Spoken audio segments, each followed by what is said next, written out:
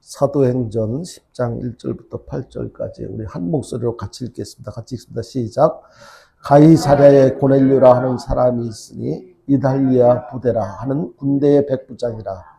그가 경건하여 온 집안과 더불어 하나님을 경외하며 백성을 많이 구제하고 하나님께 항상 기도하더니 하루는 제9시쯤 되어 환상 중에 밝히 보매 하나님의 사자가 들어와 이르되 고넬료야 하니 고넬료가 주목하여 보고 두려워 이르되 주여 무슨 일이니까? 천사가 이르되 내 기도와 구제가 하나님 앞에 상달되어 기억하신 바가 되었으니 내가 지금 사람들을 요빠에 보내어 베드로라 하는 시몬을 청하라. 그는 무두장이 시몬의 집에 유숙하니 그 집은 해변에 있다 하더라. 마침 말하던 천사가 떠나매 고넬료가 집안 하인들과 부하 가운데 경건한 사람 하나를 불러 이 일을 다 이루고 요빠로 보내니라. 아멘.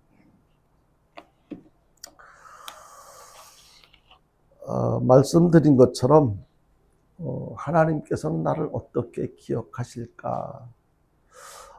우리 모두는 심각하게 생각해 봐야 할 내용이라고 생각을 합니다. 우리들이 지금까지 수십 년의 인생을 살아오면서 아주 다양한 그리고 많은 사람들을 만났습니다. 여러분들은 그렇게 만나서 알게 된 수많은 사람들 가운데 아직 기억 속에 있는 사람은 누구이고 또 어떤 의미로 기억하고 계십니까? 지금까지 살아오면서 아주 많은 사람들을 만났을 텐데 내가 지금은 가까이 없어서 자주 볼 수는 없지만 내 기억 속에 남아있는 사람들이 있을 거예요. 그 사람들이 기억 속에 남아있는 그 사람들은 어떤 의미로 기억하고 있을까? 그런가 하면 내가 만났던 수많은 사람들 가운데 아직도 나를 기억하고 있는 사람은 얼마나 되고 또 나를 기억하고 있는 그가 누구일 것 같으며 나를 어떤 의미로 기억하고 있을까? 아마도요, 내가 어떻게 살아왔든지 살아온 내용대로 나를 기억하고 있지 않을까 그렇게 생각을 합니다.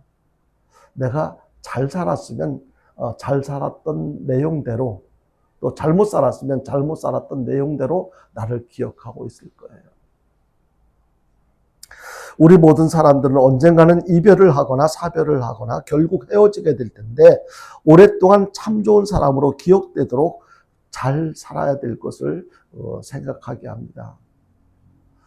그렇다면 내가 다른 사람에게 좋은 사람으로 기억되길 원한다면 정말로 잘 살아야 되겠죠. 이왕이면 그 인간 그거는 참 못됐어. 아니면 뭐 이렇게 부정적인 모습으로 기억되는 그런 사람이 아니라 그 사람 참 암만 생각해도 그 사람 참 진국이야.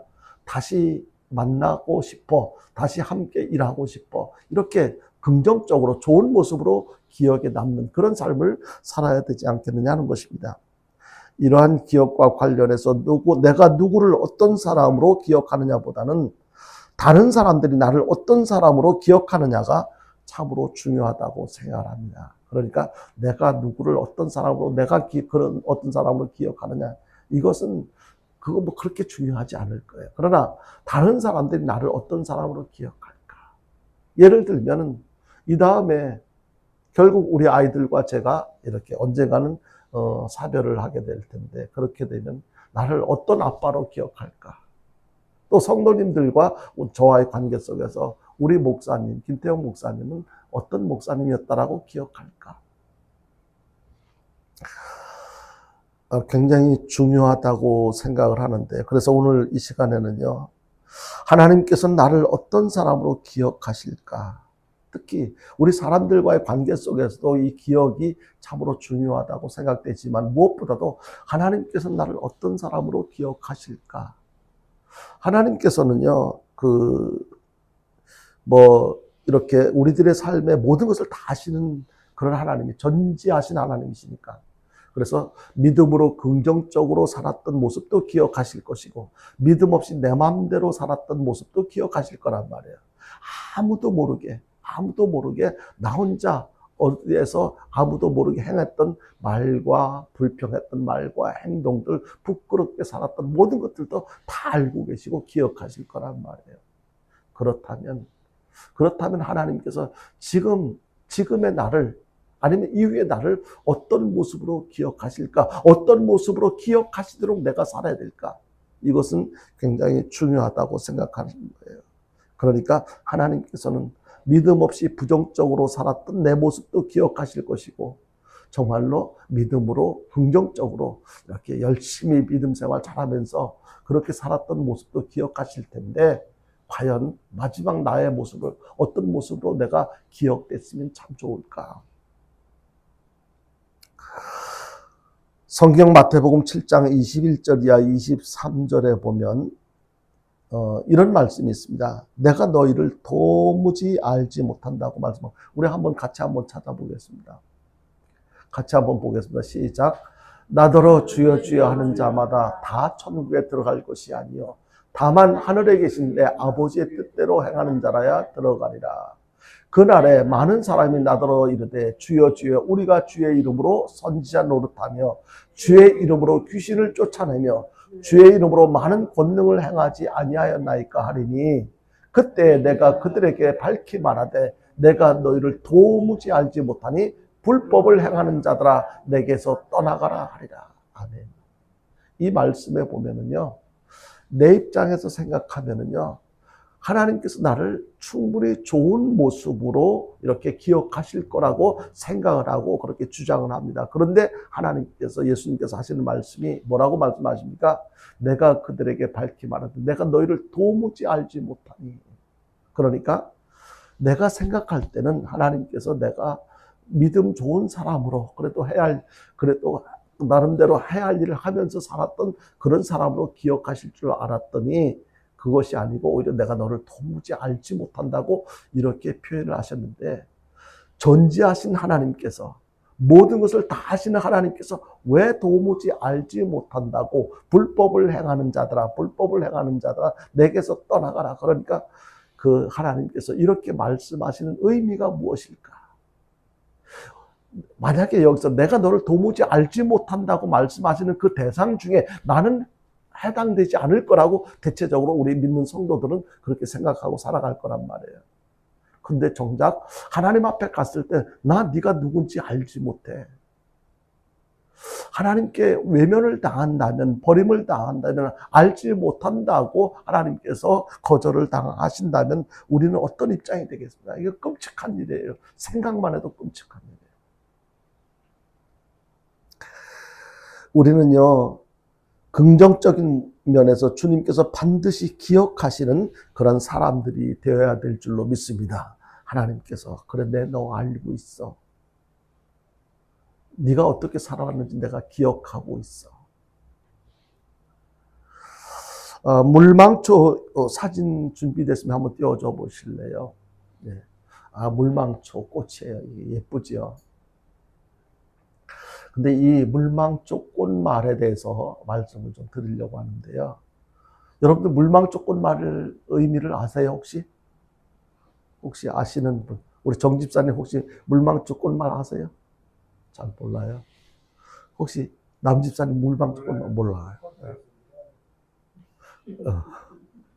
이 물망초, 어떤 두 남녀가 이제 그 유럽에 있는 다뉴브라고 하는 그 강, 그래서 이 강의 정확한 위치는 모르겠는데, 이 여러 나라, 그 주변에 이제 여러 나라가 있어서 어디쯤인지는 모르지만 이 다뉴브 강 주변에서 두 젊은 남녀가 산책을 하고 있었어요. 그런데 여자가 저 물망초 꽃을 보고 참 꽃이 너무 아름답다, 예쁘다라고 이렇게 말을 했어요. 그러니까 이제 그 남자가 있다가 여자가 이제 그렇게 얘기를 하니까 그 꽃을 따주고 싶은 거예요.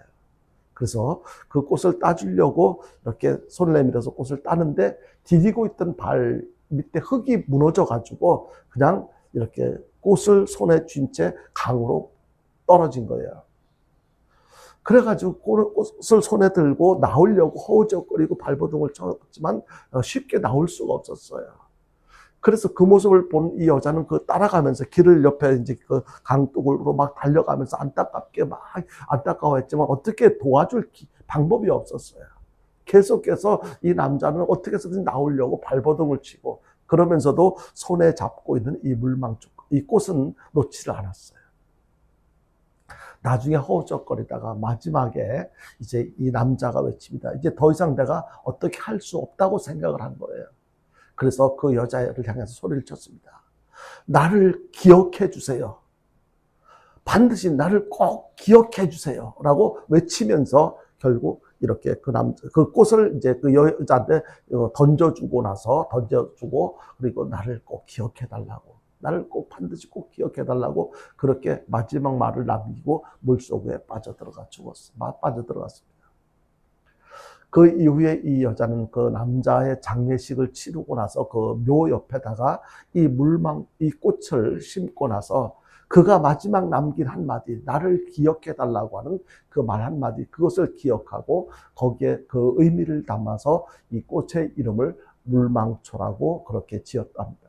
그래서 이 물망초의 꽃말은 바로 나를 기억해 주세요. 그런 뜻이에요. 나를 기억해 주세요.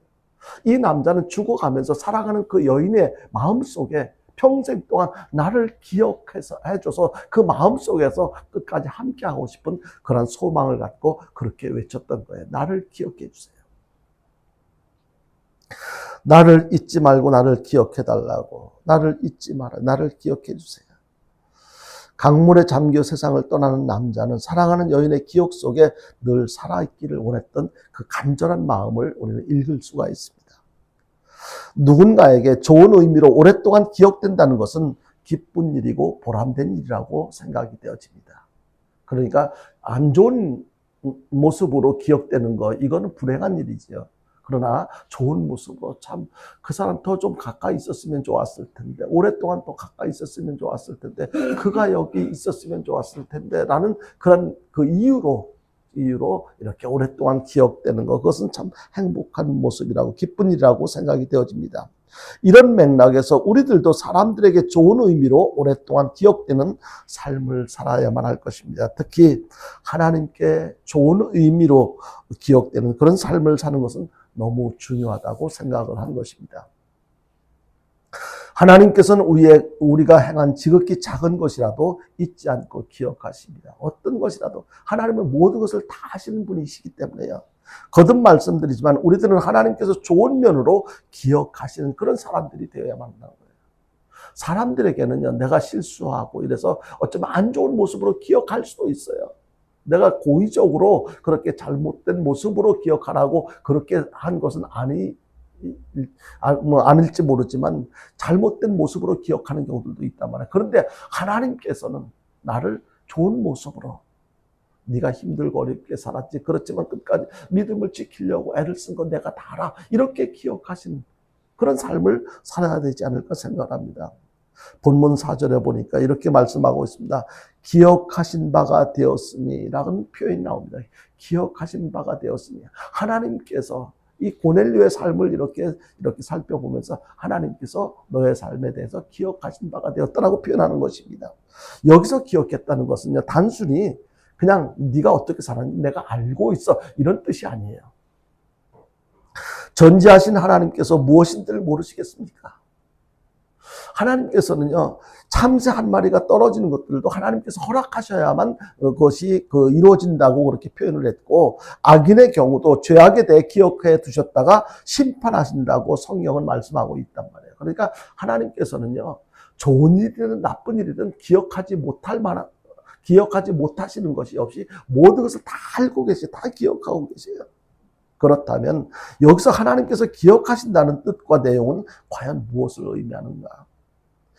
예수 믿고 하나님의 자녀가 되면은요, 하나님께서 무엇을 해주십니까? 구원을 해주셔요. 구원을 해주셔요. 그럼 우리 모두가 다 거기에 해당되는 사람들이잖아요. 우리는 예수 믿기 때문에 구원받은 자들이잖아요. 천국에 들어갈 때까지 하나님께서는 잊지 않으십니다. 네가 나를 믿었기 때문에 내가 너를 구원해 준 거야. 이건 중간에 하나님께서 잊어버리시지 않고 다 끝까지 기억해 주셔요. 그런 점에서 기본적으로 성도들은 하나님이 기억하시는 사람들이에요. 그런데요, 오늘 본문에서 말하는 이 기억은요, 일반적인 그런 의미 그 이상이라는 것을 우리가 깨달을 수가 있습니다. 성도들 중에서도 특별히 기억하신다는 것인데요, 이 구원은요, 믿음으로 받지만 우리가 또 무엇이 더 필요합니까? 살아가는 과정 속에서 하나님께서 주시는 은혜의 축복이 우리에게는 절대적으로 필요합니다. 그런데 이 축복은 하나님 앞에 합당한 삶의 행위를 통해서 받게 된다는 것을 우리는 깨달아야 됩니다. 우리가 믿음으로 구원 이미 받았지만 여기서 삶이 끝난 것이 아니잖아요. 앞으로도 계속 살아야 되잖아요. 그러면은 계속해서 하나님의 은혜, 하나님의 축복을 통해서 우리가 더 건강하게 행복하게 살아갈 수가 있는데, 이 하나님께서 주시는 이 축복은 우리가 어떻게 사느냐에 따라서, 삶의 내용에 따라서 달라지게 된다는 것입니다. 하나님께서 기억하신다는 것은 바로 이것을 의미하는데요. 행위를 통해서 특별히 축복하시겠다는 거예요. 네가 어떻게 사는지의 그 모습을 보고 내가 너를 축복해 주시겠다는 거예요. 이것은 공평하신 거예요. 하나님께서 아무렇게나 산다고, 믿는다고 하면서, 믿는 것은 내가 알겠는데, 믿는다고 하면서도 삶의 내용 자체를 여러 가지를 분석해 볼 때 정말로 믿는 자로서의 삶이 아니라고 한다면 더 이상 축복을 기대할 수가 없을 것입니다. 그런 자에게 하나님께서 어떻게 축복을 해주시겠냐. 성도들을 사랑하시되 특별히 기억하시는 사람이 있는데, 하나님께서는 합당한 행위를 보이는 사람, 하나님께서 원하시는 삶을 살아가는 사람, 그 사람을 특별히 기억하시고 하나님께서 축복하신다는 거예요. 바로 오늘 본문에 나오는, 본문에서 소개하고 있는 고넬료와 같은 사람. 그러니까 우리가 예를 들어서 설명하지 않으면 우리는 이해할 수 없어요. 기준이 누구처럼, 어떻게, 거기에 대해서 우리가 이렇게 단정을 지을 수가 없으니까 막연하게 이렇게 우리가 그럼 도대체 어떻게 사는 것이 내가 하나님께서 나를 기억하시고 도움을 주고 싶어 할 만, 축복을 해주시고 싶어 하는 삶을 살아갈 수 있을까? 여기서 우리가 판단을 할 수가 없잖아요. 그런데 오늘 본문에서 하나님께서는 왜 고넬료를 기억하신다고 말씀하셨을까? 도대체 고넬료가 어떻게 살았길래? 고넬료보다 더 잘 살지 못한다 할지라도 고넬료처럼 흉내라도 내면서 살아간다면 하나님께서 기억하신 그런 삶을 살아갈 수가 있지 않겠느냐는 것입니다. 이 고넬료는 어떤 사람이라고 소개하고 있습니까? 로마의 군사를 지휘하는, 로마의 장교, 100명의 군사를 지휘하는 그 로마 군대의 그 장교였어요. 그래서 백부장이라고 이 표현을 하고 있는데요. 그는 경건한 삶을 살기에는 매우 어려운 조건들을 많이 가지고 있었어요. 군인들의 특성상 그렇게 규칙적으로 자기 조직적으로 정해져 온 거기에 룰에 따라서 표현을 해야 되는 상황이기 때문에 그렇게 자기가 하나님 앞에 어떻게 하고 싶어도 하지 못할 수도 있는 그런 어려운 상황이었습니다. 그럼에도 불구하고 이 고넬료는 그 하나님 앞에서 경건한 삶을 살았다는 것을 오늘 말씀을 통해서 설명을 해주고 있습니다. 우리들이 좋은 의미로 하나님께서 기억하시는 삶을 살기 위해서는 오늘 본문에서 소개하는 이 고넬료가 어떻게 했길래 하나님께서 기억하시는지, 이 내용을 이렇게 하나님께서 기억하신 바 되는 사람이 되었는지를 좀 더 구체적으로 살펴보면서, 아, 그렇구나. 나도 하나님께서 기억하시는 존재, 기억하시는 사람이 되기 위해서는 고넬료처럼 이런 점에서 이렇게 실천을 해야 되겠구나. 이것을 말씀을 드리려고 하는 것입니다. 첫 번째 생각해 볼 수 있는 것은요, 고넬료는 하나님을 경외했다고 이렇게 표현을 하고 있습니다. 경외했다. 여기서 하나님을 경외했다고 하는 것은요, 고넬료가 믿음이 좋은 삶을 살았다는 것을 의미합니다. 여러 가지로 표현할 수가 있습니다. 뭐 경외했다는 것은 하나님을 두려워하고 존경하고 높여드리고 뭐 여러 가지 인격적인, 종합적으로 한마디로 요약하자면 정말로 하나님을 인정하는 그 믿음으로 고넬료 자기의 감정, 인간적인 입장에서 삶을 사는 것이 아니고 하나님의 존재를 인정하고 하나님에 대한 큰 좋은 믿음을 갖고 살았다. 중세 기독교사에 나오는 성 안토니오라고 하는 사람이 있는데요. 이 사람은 전 재산을 팔아서 이렇게 구제하는 데 사용을 했습니다. 그러니까 그 사람 재산이 얼마나 되는지는 모르지만 많으면 많은 대로 없으면 없는 대로 모든 사람들이 다 그렇잖아요. 자기한테 있는 것 전부는 다 큰 거잖아요. 그런데 이 성 안토니오라고 하는 사람이 전 재산을 팔아서 이제 구제하는 데 사용했다. 정말로 잘한 거잖아요. 아름다운 거잖아요. 아무나 할 수 없는 그런 일을 했어요. 그리고 자기는 빈손을 들고 사막에 가서 수도를 합니다. 그러니까 자기는 자기 나름대로 하나님께서 기뻐하시는 삶을 살기 위해서 애를 쓴 거지요. 그 물질에 대한 욕심이 왜 없었겠어요. 그렇지만 하나님께서 기뻐하실 거라고 생각하고 전 재산을 팔아서 구제하는 데 사용하고 자기는 죄를 짓지 않고 거룩하게 하나님이 기뻐하는 삶을 살기 위해서 사막에 사람들과 접촉도 하지 않는 그곳에 가서 나름대로 수도를 하면서 열심히 이렇게 거룩하게 살려고 애를 썼는데요. 근데 어느 날 그 열심히 수도를 하고 있을 때 하나님께서 그에게 말씀을 하시는 음성을 이 안토니오 수도사가 듣게 된 거예요. 뭐라고 말씀하셨느냐면, 안토니오야, 내가 아무리 그렇게 경건하게 살려고 애를 쓴다 할지라도 알렉산드리아에서 신발을 고치며 살아가는 그 노인보다는 못하다, 부족하다라고 이렇게 말씀을 하셨어요. 그러니까 이 안토니오는, 아니 나는 하나님도 아시다시피 나의 전 재산을 팔아서 구제하는 데 사용했고 지금도 거룩하게 살기 위해서 이렇게 애쓰는 모습을 하나님이 알고 계시잖아요. 그런데 아니 어느 지역에서 그래 구두수선을 하면서 살아가는 그 노인보다도 못하다고 하는, 도대체 그 사람 어떻게 살길래 내가 그렇게 부족합니까? 라고 이렇게 반문을 하면서 이 안토니오는 이렇게 그 노인을 이렇게 찾아가게 됩니다. 이 알렉산드리아로 이제 신발 고치는 노인을 만나러 갔는데요. 만났어요. 만나가서 이렇게 묻습니다. 아니 당신은 도대체 당신은 어떠한 삶을 살고 있습니까? 라고 이렇게 묻습니다. 그러니까 그 질문을 받은 그 노인은, 그 구두를 수선하는 그 노인은 대답을 합니다. 저는 특별하게 사는 게 없어요. 저는 너무 가난하기 때문에 낮에는 열심히 구두를 수선해서 거기서 얻어지는 수입을 가지고 우리 가족들과 생활을 하고 있고요. 제가 하는 일이라면 저녁에 퇴근해서 집에 가가지고 가족들 모아놓고 가족들과 하나님 앞에 예배를 드리고, 그리고 우리 사랑하는 자녀들이 하나님을 경외하며 살아갈 수 있도록 내가 알고 있는 그 하나님을 경외하는 삶에 대해서 최선을 다해서 우리 아이들에게 그렇게 가르치며 살아가고 있습니다. 그러니까 이 안토니오가 생각할 때 들을 때 특별한 것이 아니잖아요. 이 구두 수선하는 사람의 삶은 그냥 평범하게 구두 수선에서 얻어지는 수입 가지고 가족들과 먹고 살고 저녁에 가족 예배를 드리고, 그리고 자녀들이 하나님을 경외하는 삶을 살아갈 수 있도록 자기가 알고 있는 범위 안에서 최선을 다해서 지도를 하고 있고, 그것이 그 구두 수선하는 할아버지의 삶의 전부인데, 그와 비교할 때 자기는, 너는 아무리 노력해도 그 구두 수선하는 그 할아버지만 못하다라고 지적을 받았을 때, 여기서 하나님께서 말씀하시는 것은 무엇일까? 무엇을 깨닫게 하시는가? 하나님께서는요, 우리에게 특별한 것을 원하시는 것이 아니에요. 경건은 다른 것이 아니고 일상생활 속에서 함께하는 사람들과 더불어 하나님을 경외하는 삶이라는 거예요. 나 혼자 재산 다 팔아가지고 혼자 거룩하게 하나님 앞에 인정받으려고 이렇게 사막에 가서 혼자 그렇게 때를 쓰는 거, 그것이 진짜 경건이 아니고, 나와 더불어서 내 주변에 있는 모든 사람들과 더불어서 하나님을 경외하는 삶을 살려고 애를 쓰는 것, 그것이 진정한 경건의 삶이다라는 것을 이렇게 말씀하고 있습니다. 그러니까 다시 말하자면 가장 가까이에 있는 분들이, 그러니까 내 주변에 있는 분들이 나를 보고 내가 살아가는 모습을 보고 하나님을 잘 섬길 수 있도록 살아가는 것, 그것이 진짜 경건의 모습이다. 주변의 사람들이 내가 예수 믿는 줄 아는데, 교회 다니는 줄 아는데, 그런 나를 보면서도 전혀 변화가 없다면 이거는 진정한 경건이 아니라는 거예요.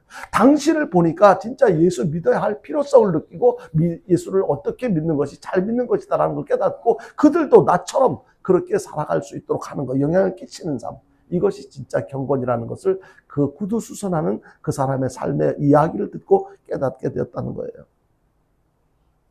오늘 본문 2절을 다시 한번 같이 보겠습니다. 본문 2절을 봅니다. 같이 봅니다. 시작. 그가 경건하여 온 집안과 더불어 하나님을 경외하며 백성을 많이 구제하고 하나님께 항상 기도하더니. 이 본문 2절, 오늘 말씀은 전체적으로 설교하는 모든 내용이 다 2절에 다 포함되어 있어요. 여기에 보면 그가 누구예요? 고넬료가 경건하여. 그가 경건해요. 그 뒤에 하는 이야기가 무엇입니까? 온 집안과 더불어 하나님을 경외. 자기 혼자, 고넬료 혼자 경건하게 하나님 앞에 예배하고 이렇게 하고 했다는 것이 아니고 온 집안과 더불어 하나님을 경외하고, 그렇게 표현을 하고 있습니다. 진정한 믿음은 하나님을 경외하는 자세에서 찾아볼 수가 있는데요. 고넬료는 베드로가 올 때 집안 식구들을 다 모아놓고 베드로에게 우리가 말씀을 받으려고 준비하고 기다리고 있다라고 그렇게 쭉 오늘 말씀 뒤쪽으로 쭉 내려가서 33절에 보면 그렇게 표현하고 있습니다. 하나님 앞에 경외하는 자세가 얼마나 중요한지 고넬료는 온 집안이 그렇게 하게 하고 있다고 그렇게 말씀하고 있습니다.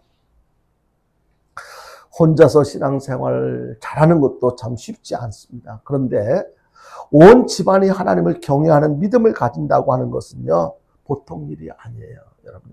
내가 적당히 해가지고는 온 집안, 온 가족들이 예수 잘 믿고 신앙생활 잘 할 수 있도록 한다는 게 그게 쉬운 일이 아니라는 거예요. 그래서 이것이 경건한 가정의 기초가 된다고 하는 것을 이 고넬료의 모습을 통해서 보게 되는 거예요.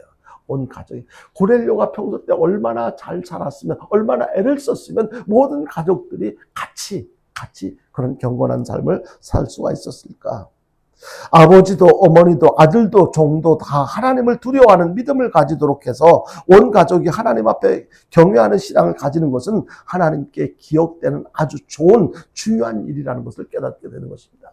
하나님께서 기억하실 때 나 혼자 잘 살려고, 나 혼자 잘 먹고 잘 살려고 발버둥치는 것, 그것을 하나님께서 기억하시는 것이 아니고 주변에 있는 가족들과 더불어서 하나님을 경외하도록 애를 쓰는 그 사람을 하나님께서 기억하신다. 그래서 부모는요, 자녀에게 경건한 모습을 보여주며 살아가는 것이 참 중요합니다. 먼저 삶의 모습을 통해서 자녀들에게 하나님 앞에서 하나님을 경외하며 살아가는 삶은 바로 이렇게 사는 삶이야라고 말로 설명하지 않더라도 가정에서 인정받고 주위 사람들, 직장 동료들에게 인정받아야만 할 것입니다. 항상 여러분들의 영적인 부분을 향해서 묵상하고 기도하며 살아가는 저와 여러분들 될 수 있게 되기를 주님의 이름으로 축원합니다. 고넬료는요, 혼자만 하나님을 경외한 것이 아니라 온 집으로 더불어 가족과 함께 하나님을 경외했다고 성경은 말씀하고 있습니다. 가족과 함께 하나님을 섬기는 것이 최고의 축복이라는 것을 깨닫게 됩니다. 그러니까 하나님께서 원하시는 것은요, 나 혼자 예수 잘 믿고 구원받는 걸 원하는 것이 아니고 내가 너를 먼저 예수 믿게 한 것은 너를 통해서 네 주변에 있는 가족들도 예수 믿고 구원받을 수 있도록 하게 하기 위해서 너를 예수 믿게 한 거야. 이것을 말씀하는 거예요. 온 집으로 더불어 하나님을 섬기도록 최선을 다하는 저와 여러분들 될 수 있게 되기를 다시 한번 주님의 이름으로 축원합니다. 그리고요, 두 번째는요, 고넬료는 백성을 많이 구제했다고 역시 오늘 본문 2절에서 그렇게 말씀하고 있습니다. 가장 아름다운 부자로 알려진 척핀이라고 하는 사람이 있습니다. 이 사람은요, 25년에 걸쳐서 약 4조 원에 이르는 엄청난 돈을 남몰래 기부하면서도요, 오른손이 한 것을 왼손이 모르게 하라고 하는 이 하나님의 말씀대로 철저하게 비밀을 지키면서 이렇게 살아왔던 이 자선 사업가입니다. 그는 많은 기부를 하면서도 철저하게 검소한 삶을 살았던 사람인데요. 자기가 돈 많다고 좋은 차 타거나 아니면 좋은 음식을 먹거나 비행기 또 특석을 이용하거나 충분히 자기는 그럴 만한 경제적인 능력이 있었음에도 불구하고 그렇게 하지 않았어요. 그가 이렇게 겸손하게 많은 구제를 하면서 살게 된 것은요, 1979년 하와이에서 열렸던 마라톤 대회에 참가했다가 심장마비로 죽을 뻔한 일을 겪었어요. 그러니까 죽음 직전에 갔다가 다시 살아나고 나서 그의 삶이 완전히 바뀌어진 거예요. 자기에게는 많은 돈이 있었지만 이렇게 이야기를 합니다. 내게 충분한 돈이 있지만 그 돈은 내 삶을 움직이지 못했다라고 그렇게 말하고 있습니다. 자기한테 있는 그 많은 돈이 내가 그 심장마비로 인해서 죽음 직전에 다다랐지만 내가 그 돈이 나를 이렇게 건강을 회복시켜 주지 못했다. 돈이 자기 생명을 결정짓지 못한다는 것을 깨닫게 된 것입니다. 그리고 그는요, 뭐라고 얘기하냐면 한 번에 두 켤레의 신발을 신을 수 없는 법이다라고 하면서 나눔의 이렇게 중요성에 대해서 강조를 했습니다. 무슨 뜻입니까?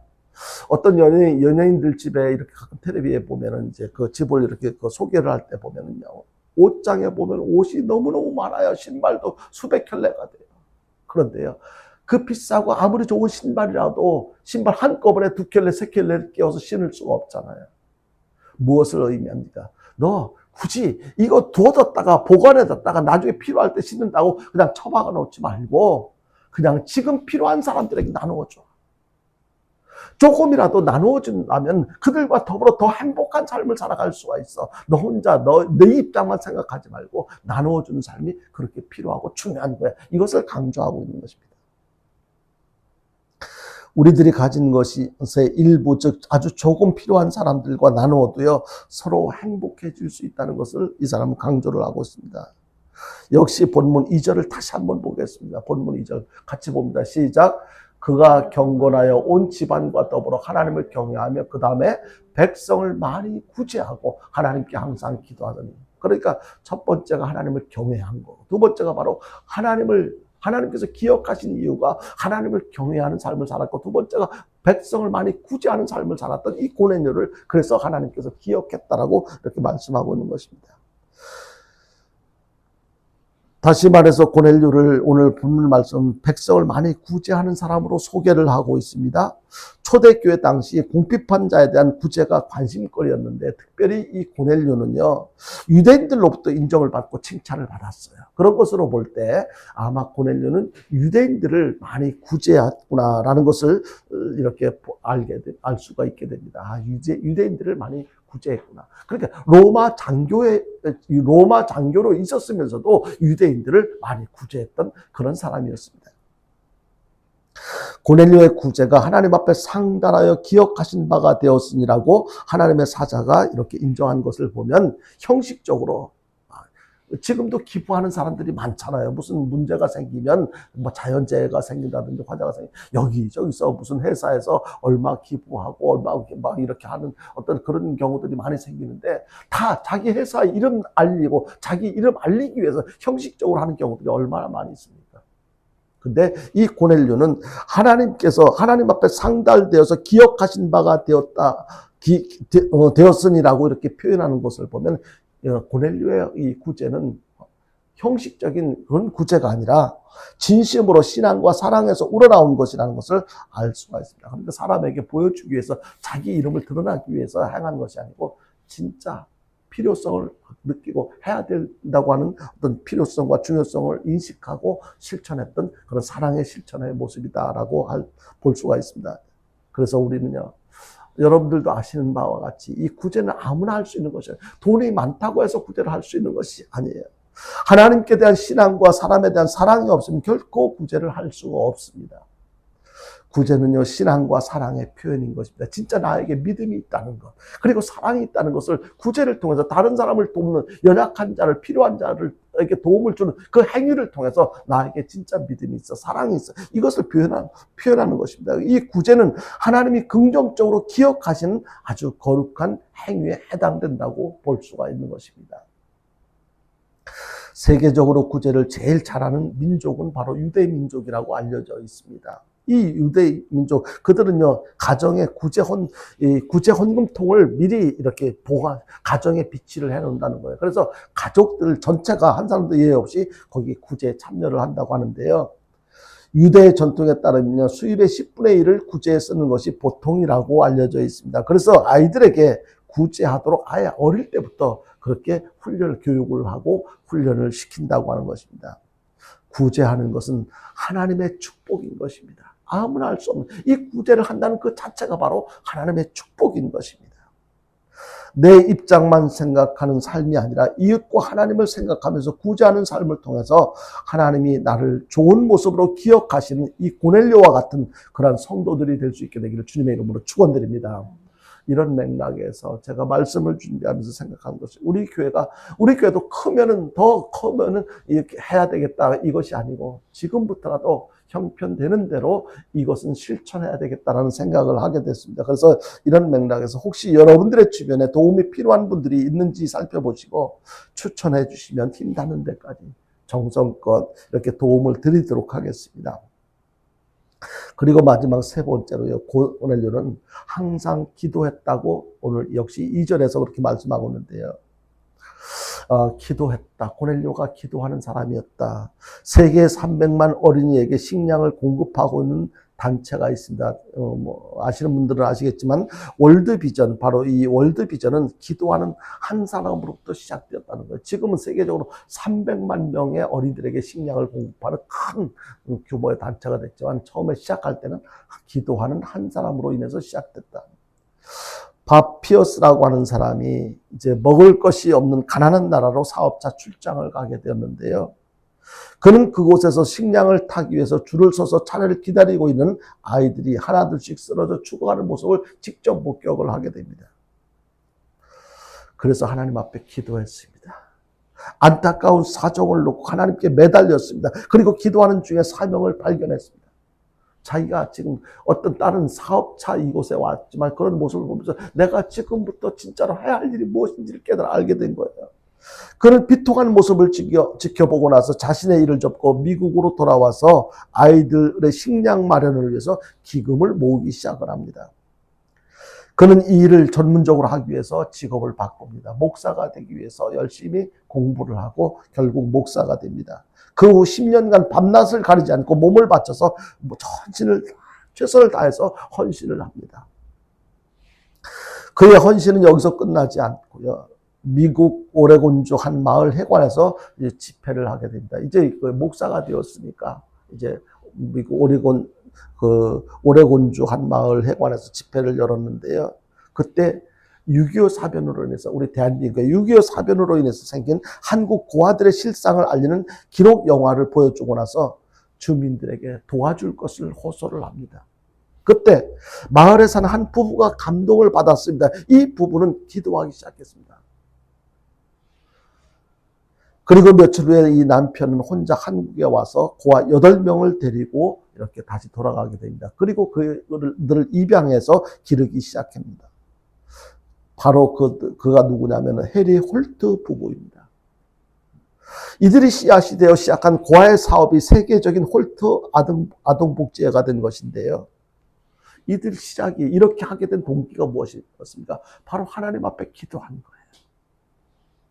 밥 피어스라고 하는 사람이 그저 밥 한 끼 얻어먹으려고 줄을 서서 막 기다리던 그 어린아이들이 죽어가는 그 모습을 보고 하나님 앞에 울부짖어 기도했어요. 하나님. 기도의 내용은 우리가 굳이 설명을 하지 않았더라도 어떻게 기도했겠어요? 안타까운 사정을 놓고 하나님 앞에 매달리는 기도를 했습니다. 그리고 그의 어떤 설교를 듣고 홀트 부부가 감동을 받고 자기도 이 일에 동참을 해야 되겠다라고 해서 8명을 대한민국에 와서 6.25 사변 전쟁으로 인해서 고아가 된 8명을 데려와서 그들을 입양해서 키우기 시작한 것. 이것이 시작이 되어가지고 지금은 전 세계적으로 큰 규모로 이렇게 복지 활동을 하고 있는 홀트 아동복지회가 된 것입니다. 결국 그렇게 하게 된 동기가 무엇입니까? 기도예요. 하나님 앞에 부르짖어 기도한 거예요. 기도는요, 이렇게 능력이 있습니다. 기도는 불가능을 가능하게 합니다. 기도는 만사를 변화시키는데요. 기도가 바로 능력의 통로라는 것을 깨닫게 됩니다. 눈물로 기도하면 기도는 흐르는 눈물을 멈추게 해주는데요. 사람은 약하지만 기도하면 하나님께서 일하시게 되는 것입니다. 사람의 힘으로 이렇게 이 사람이 바피어스라고 하는 사람 그리고 홀트 부부 이 사람들이 그 인간적인 그 연약함 그들이 이런 큰 일을 위대한 일을 했겠습니까? 그들이 했던 것은 바로 하나님 앞에 부르짖어 기도했습니다. 그리고 이랬더니 하나님께서 간섭하시고 도와주셨습니다. 이렇게 경건하게 믿음으로 기도하는 사람과 가정을 하나님께서 기억하신다는 것을 오늘 말씀을 통해서 깨닫게 해주고 있습니다. 다시 본문 2절을 보겠습니다. 2절 봅니다. 같이 봅니다. 시작. 그가 경건하여 온 집안과 더불어 하나님을 경외하며 백성을 많이 구제하고 하나님께 항상 기도하더니 바로 여기에 하나님께서 기억하시게 된 이유가 바로 이 한 말씀 속에 이 2절 말씀 속에 다 포함되어 있습니다. 온 집안과 더불어 하나님을 경외했고 그리고 백성을 많이 구제했고 항상 하나님 앞에 기도했다는 거예요. 그렇습니다. 고넬료는 항상 기도하는 사람이었습니다. 고넬료의 기도가 하나님께 상달되고 하나님이 기억하신다고 하였는데요. 고넬료는 유대인의 습관처럼 관습에 따라서 오전 9시에 그리고 12시에 오후 3시에 이렇게 시간을 정해놓고 기도했어요. 이것은요 특별히 자기한테 어떤 무슨 문제가 있어서 그 문제 해결을 위해서 그렇게 기도한 것이 아니고 문제가 있든 없든 그냥 꾸준하게 그렇게 항상 기도했다는 것을 이 항상 기도하는 것이 참으로 중요한 것을 깨닫게 해주고 있습니다. 자기만을 위한 기도가 아닌 가난한 사람과 로마인과 유대인을 위해서 중보 기도를 드렸던 것입니다. 고넬료는요 말이나 행동에 앞서 사람이 아니라 말이나 행동이 앞서는 사람이 아니라 어떤 말하고 행동하기 전에 먼저 기도를 먼저 했어요. 그러니까 기도하고 말하고 기도하고 행동하고. 그러니까 실수가 없었어요. 보통 예수 믿는 사람들 가운데도 기도하지 않고 말부터 하고 행동부터 하고 감정에 따라서 표현하는 경우들이 얼마나 많아요. 그러니까 자기도 상처를 받고 다른 사람들에게도 상처를 주고 자기도 실패하는 인생을 살고 다른 사람들도 행복한 삶을 살아가는 것을 방해하고. 이것은요, 기도하지 않고 내 감정대로 내 지식과 어떤 내 경험 이런 것을 앞장세워서 표현을 하기 때문에 결국 한계가 있는 나의 표현으로 인해서 많은 부작용들이 생겨나게 되는 것 아니겠습니까? 기도를 형식과 체면치레로 하는 경우들도 있어요. 그저 형식적으로 그냥 밥상 앞에 놓고서는 그저 형식적으로 진짜 그 음식을 주신 하나님께 감사해서 하는 건 하나님 아버지 밥 주셔서 감사합니다. 형식적으로. 다른 것도 필요해서 형식적으로 하는 경우도 있어요. 중요한 것은요, 그런 기도는 하나님 앞에 상달되지도 못하고 하나님께서도 기억도 하지 않으신다는 거예요. 얼마나 중요해요. 우리가 하나님 앞에 기도하는 거예요. 뭐 이렇게 유창하게 하지 않았어요. 하나님 진심으로 한마디 기도하는 것. 나의 진정한 마음을 하나님 앞에 보여드리는 것, 들려드리는 것, 이런 기도가 하나님께서 기억하시고 하나님께 상달되고 기억하시는 거지 그냥 형식적으로 하는 것. 저와 여러분들은 하나님께 상달되어서 하나님께서 기억하시는 기도의 사람들이 될 수 있게 되기를 주님의 이름으로 축원합니다. 여러분, 기도 그렇게 유창하게 안 해도 괜찮아요. 정직하고 진실된 정말 그것이 꼭 이루어지길 원하는 그런 간절한 마음. 우리들 성도가 서로를 위해서 기도해 줄 때도 마찬가지예요. 정말 그분의 입장, 그분의 인격을 생각하면서 아무개 집사는 지금 이런 어려움이 있어요. 진심으로 사랑하는 마음을 가지고 하나님께서 도와주신다면 그분의 문제가 해결되어질 줄로 믿습니다. 이런 믿음으로 기도하는 그런 우리들이 되어야만 할 것입니다. 이제 말씀을 마칩니다. 하나님께서 좋은 면에서 긍정적으로 기억하시는 우리들이 되어야 할 것입니다. 찬양을 통해서 고백한 것처럼 우리들의 섬김이, 찬양을 통해서 아까 우리가 특별 찬양을 불렀잖아요. 우리들의 섬김이, 우리들의 겸손이, 우리들의 순종이, 우리들의 신앙이, 사랑이, 그리고 우리들의 충성과 헌신이, 믿음과 찬송이 하나님께서 기억하시는 삶이 되도록 살아야만 할 것입니다. 그러니까 아무렇게 살았던 그런 삶을 하나님께서 기억하시는 것이 아니고 신앙적으로 하나님께서 기뻐하시는 그런 삶을 통해서 하나님께서 기억하시는 내가 되어야 된다는 것입니다. 특별히 오늘 본문에서 소개하고 있는 이 고넬료처럼 온 집안과 더불어 하나님을 경외하는 그러한 우리들이 되어야만 할 것입니다. 그리고 형편되는 대로 많이 구제하시길 바랍니다. 더 열심히 하나님 앞에 항상 기도하시길 바랍니다. 그래서 하나님께서 기억하시는, 그래서 고넬료 같이 하나님께 기억되어지는 복된 저와 여러분들 될 수 있게 되기를 주님의 이름으로 축원합니다. 우리 찬송 450